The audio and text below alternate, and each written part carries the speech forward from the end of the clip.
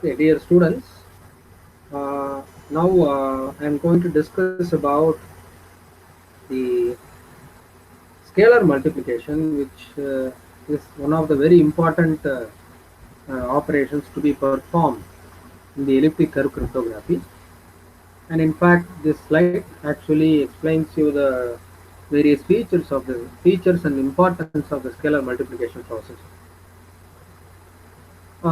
Especially scalar multiplication is a very important process in the elliptic curve cryptography. So in fact, a lot of methods have been proposed for understanding the scalar multiplication, and some of them have been listed over here.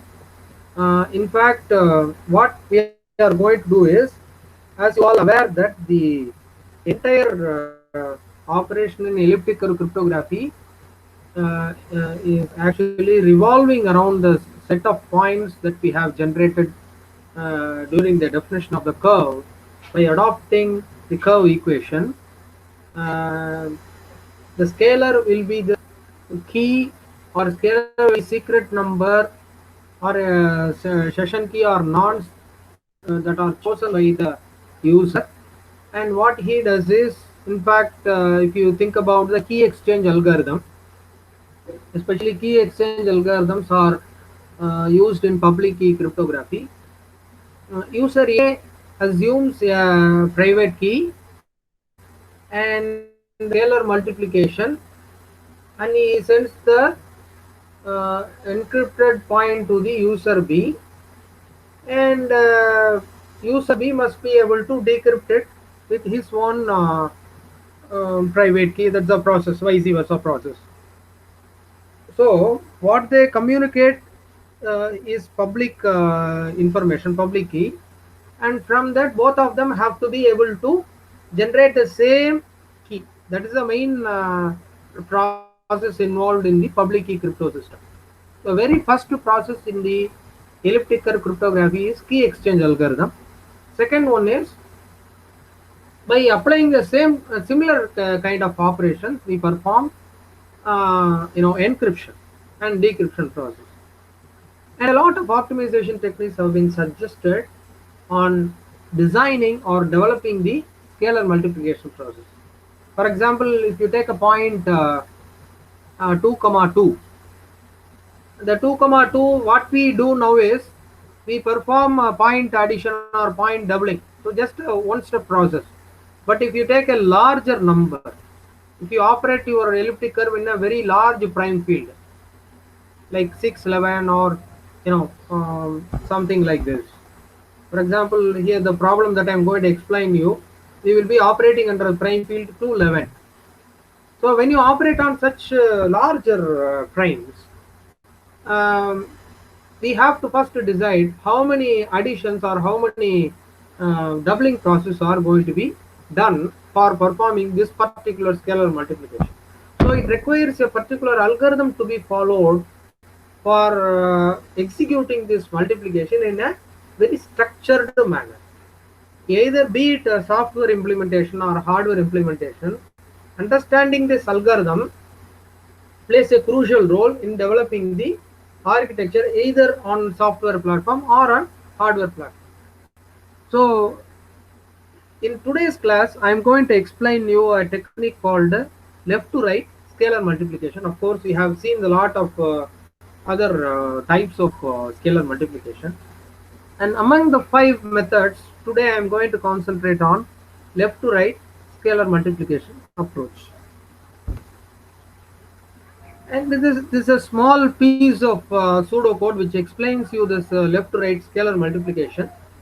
It is something similar to our normal multiplication that we do with our binary numbers, right? So in fact, as you look at this particular algorithm, it says we have to perform some doubling operation almost equal to the number of bits of the number. So what we do is we will first convert the scalar into a binary number. Suppose they are giving you a number 200, or if they are giving you a number 150, that number must be converted to a binary value. So based on the binary value, we can decide how many number of minimum bits that are required for constructing a binary number. So I am not, for example, I am not forcing you to represent a particular number with the n bit value. Based on the given number, how many number of minimum bits are required to construct the particular number. For example, you can represent the number 15 with a minimum number of 4 bits. You can also represent the 15 with 1000 bits or 2000 bits. So what you do, you will first add zeros, the number of zeros to the particular number. After that you will represent it with the minimum number of bits. That is the procedure that we used to do, right? So rather here first represent the, for example, in this pseudocode they have taken a number n. We are going to perform a multiplication between the scalar n and point p. So that is called np. We are going to perform the multiplication between scalar n and point p, right? Which is a one-way function. That means it is not reversible. Very tough. That is why ECC finds a place in one of the most toughest and challenging algorithms of the cryptography standards or cryptography algorithms, especially public key cryptography algorithm. And of course, we expect that type of sternness when we deal with certain process like public key crypto systems, in fact. So the first line of the algorithm says that first you convert the given scalar value, represent the given scalar value as a binary number. And after that we are going to operate with two variables s and p, where p is the given point and s is the representation of the, or s is the intermediate transition of the p, because n into p is going to give some other point r or q, right? So what we have known so far, when you perform multiplication of a number on a particular point, what should it do? It should result in another point. So your elliptical cryptography completely deals with two coordinates, x and y. But when it comes to real time, what we can do is we can have x, and from the x we can represent y also. For example, if you take 10 comma 10, if you keep x equal to y, then you can also represent y. So what they suggest is, in real time, you take only one number, only one coefficient x, and try to represent y as a function of x. That means y equal to f of x, so that you can use the x value for transmission in an effective way. But of course, that is the next stage. In fact, right now we just try to understand this very big process, scalar multiplication. In fact, I advise you to understand at least this method, because later on we can try to understand its variants, because this is the very first and the simplest of the other algorithms. And only if you understand left to right scalar multiplication, it will be easy for us to understand the remaining algorithm. So first what we have to take is, we first take the bit representation from MSB to LSB, right? MSB to LSB. From the MSB bit, you will first multiply. What we are going to do is we are going to perform multiplication. That's all. When we do two binary number multiplication, what you do? You take A and B, A3, A2, A1, A0 into B3, B2, B1, B0. So what you do first? Second number MSB B3. So B3 into A0 and B3 into A2, A1, B3 into A2, B3 into A3. That will form the first bit. After that, what you do? You will perform on left shift. Second bit you will take. That is the bit after the MSB. B3, B2, B1, B0. The bit after MSB is B2. So you will multiply all the bits of A with B2. After that, one more left shift. Multiply with B1. After that, one more left shift, multiply with B0. So what is involved in this? In a multiplication process, we use two important operations. One is addition, another one is left shift process. These are the two important processes involved in the multiplication. So multiplication can be executed using these two operations, namely shifting and addition. Left shift, single left shift is equal to doubling operation. Single left shift is equal to doubling operation. After that, doubling, what we have to do is immediately result, it will, every intermediate step results will emerge, no? So what we have to do is we have to perform intermediate addition of the multiplication process with a particular bit, so that the doubling process will happen for almost all the number of bits, but addition operation will happen only for certain number of bits based on the bit value, whether 1 or 0. To understand it in a very clear way, I will also present it with an example. So this is the problem I have taken for E211 of 0, minus 4 with g equal to 2, 2 and n equal to 1 to 1. Perform ng, where n is scalar value 121 and g is equal to 2, 2. So what is the curve equation? Y square equal to x cube minus 4. Y square equal to x cube plus ax plus b. Here a equal to 0, b equal to minus 4. Therefore, the curve can be represented as y square equal to x cube minus 4. Of course, I hope all of you are listening to it. Okay. If you have any queries, you can stop me at any time so that I will be able to explain you very clearly again. Okay. Now, consider this multiplication process. So what I did is, first we have to convert the n value to binary number.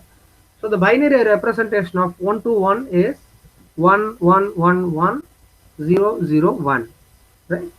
It's a 7-bit value. So 2, 2 gets multiplied with 121. So now I take, it's a 7-bit value. 7-bit value is represented with variables from B6 to B0. So B6 is MSB, B0 is LSB.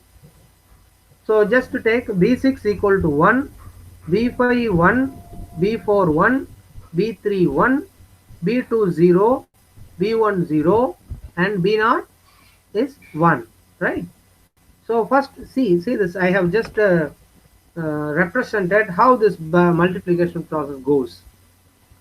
So first 2, 2 into B6. Okay, so 2, 2 into B6, always the MSB is going to be 1. If the MSB is going to be 0, we can discard it, right? The MSB of, for example, if you are representing with the 8-bit value, MSB is 0. MSB 0 is not going to make any sense. It's not going to change the value at all. So you can discard the MSB 0 just to take the actual required number of bits to represent the given number. Okay, for example, if they are giving you a number 20, how many number of bits required to represent 20? We need minimum number of 5 bits, right? That means MSB is always 1. So what we have to do is 2, 2 into B6, that is equal to 2, 2. Okay, so we need not do we need not perform any operation. So that is why it says initialize s equal to p, because first value is going to be 1, so directly initialize s equal to p. What is p? P is our, here I have taken it as g, there also you can take it as g. So s and p here I assume it as g. Okay, after that b5 into 2, 2, b5 into 2, 2. So what we are going to do here is, when we are performing b5 into 2, 2, we are going to perform on left shifting. Yeah. So we perform on left shifting. So left shift means was what? Point doubling. Left shifting means point doubling. So first we perform point doubling. After that, after performing point doubling, same point only. This point doubling we have to do. Point doubling, after that we have to add it with the intermediate result. That is the very first value. So perform for the second bit one doubling process and then one addition process. Right? Third, similarly third bit. Take this particular result coming out of the B5 and perform one left shift process because B4 is equal to 1. So one left shift, after that perform addition with the result. So similarly you do for all the bits. So here how many point doubling and how many points point addition processes are required? You can very easily calculate. Number of doubling operations equal to total number of bits minus 1. Right? Because the first bit we are going to assume it as such because no doubling process or no addition process involved. Assume only from the B5. From B5 to B0 you take. How many bits are there? 6 bits are there. So every time we have to perform point doubling process. Point doubling means left shift process. Simple left shift process. And after that addition process. Suppose if a bit is equal to 0, then addition of previous value with 0 is not going to change the value, no. So no addition process is involved.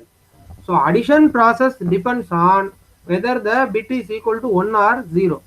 If the bit is 1, perform addition. If the bit is 0, don't perform addition. So look at this. That is also after the B5 only. After B5, how many bits are 1? B5 1, B4 1, B3 1, B0 1. So how many additions? 4 additions. How many shifting process? 6. Right? Total number of doubling operation equal to number of bits minus 1. Total number of doubling operations equal to number of bits minus 1. Total number of addition operations equal to total number of ones minus 1. Because the first bit we are going to discard it. Any doubts? Any doubts in this?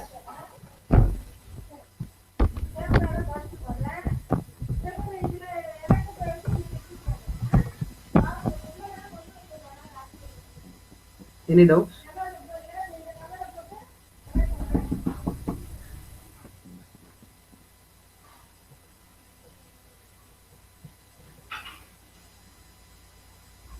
Clear?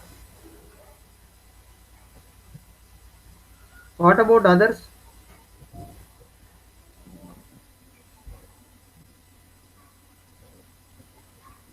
No, sir, clear.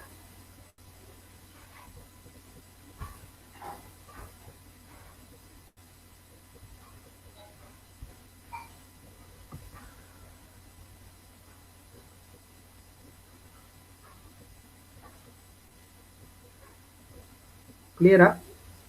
So, okay, thank you.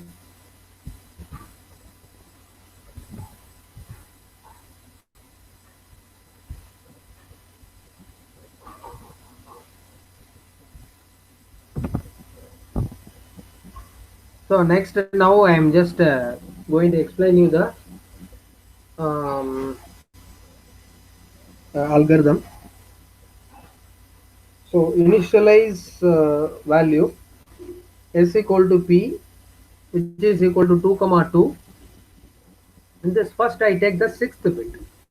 What is the sixth bit? Sixth bit is equal to 1, right? So sixth bit is 1, so directly assume it, initialize it.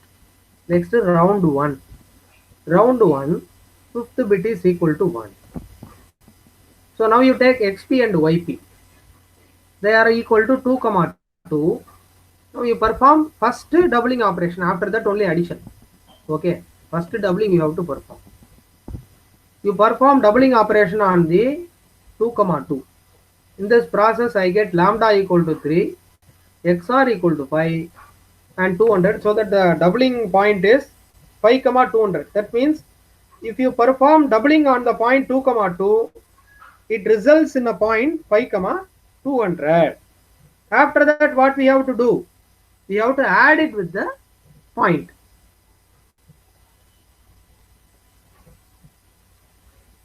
Right?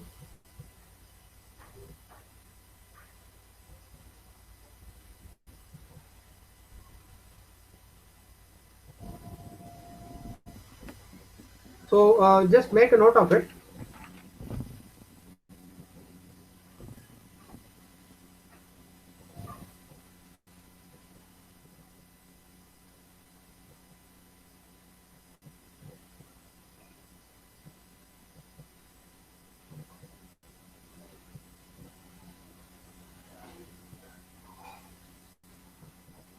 So round 1, doubling addition. Round 2 also doubling and addition.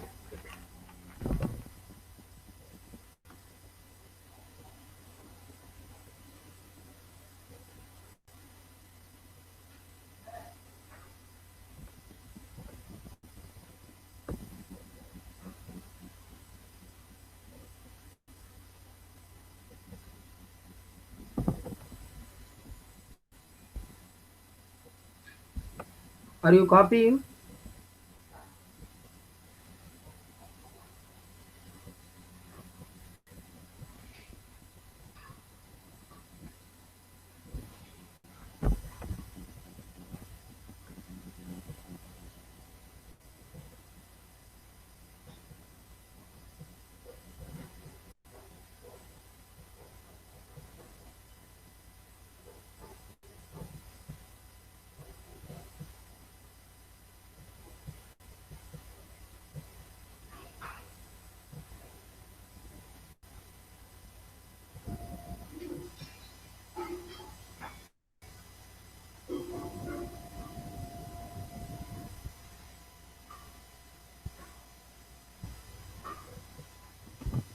Next, round 3. For the round 3, third bit is equal to 1. So again you take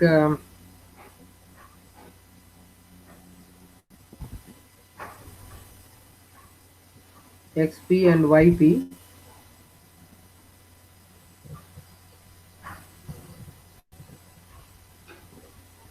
Have you copied round 1?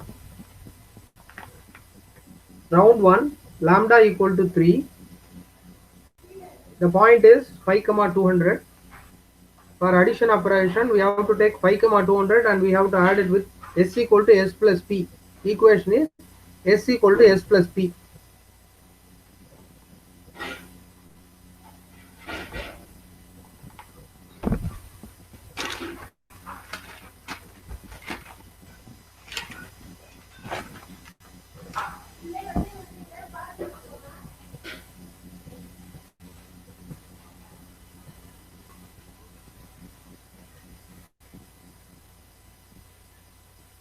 Have you copied first 2 rounds?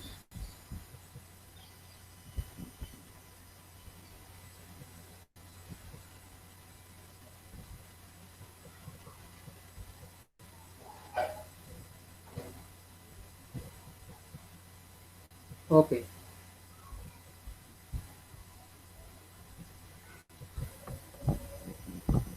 Round 3.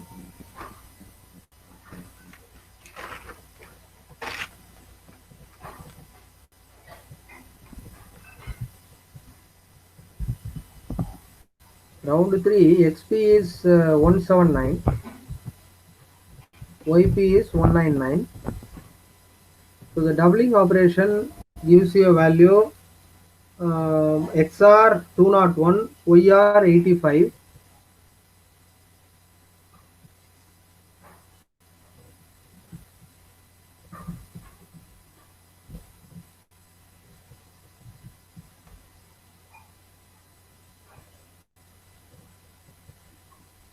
And round 4,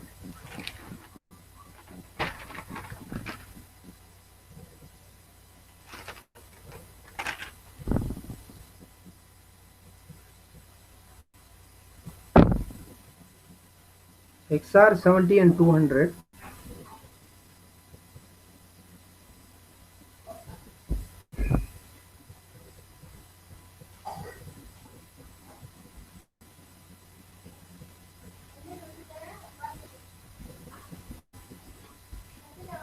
Okay, next, so just look at the bits.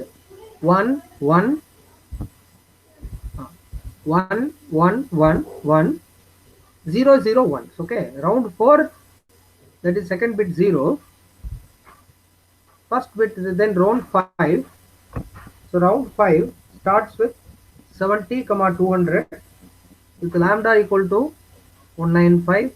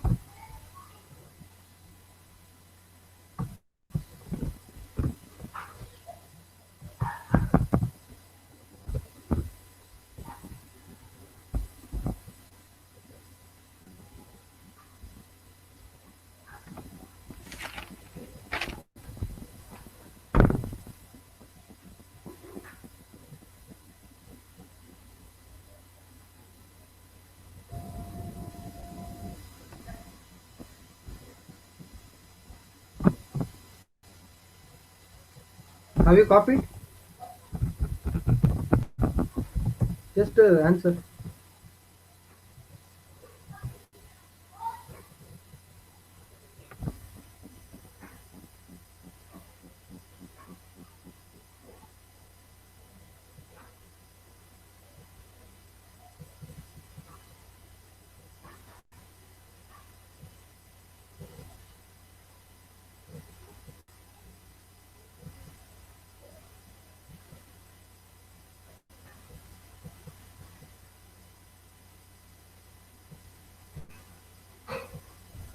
So after round 6, finally we get 115 comma 48. So that is the answer. 1 to for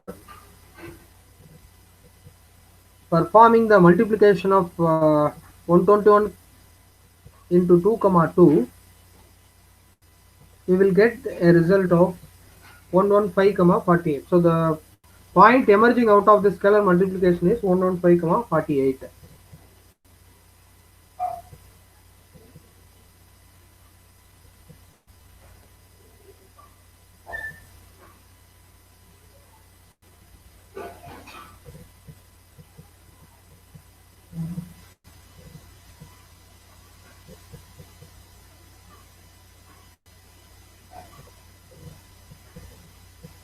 So in this, what are the important takeaways? First, we understand the process, and the very important thing with respect to the algorithm is, first, we must understand how many number of additions and doubling operations are required. That is an important analysis you must do. So that can be done, as I already told you, just by seeing the scalar, you will be able to say how many number of additions and doublings are required. So that is with respect to left-right scalar multiplication, which is not involving any kind of optimization. And in fact, the method that we are going to discuss tomorrow will have some kind of optimization, but that may not result in same number of operation. That may result in equal number of operation, or that may reduce the total number of operations. But so From scalar to scalar, it will vary, right? Because the number of zeros in the binary representation is more, then accordingly the number of addition operations will get reduced. So that is the measure in fact.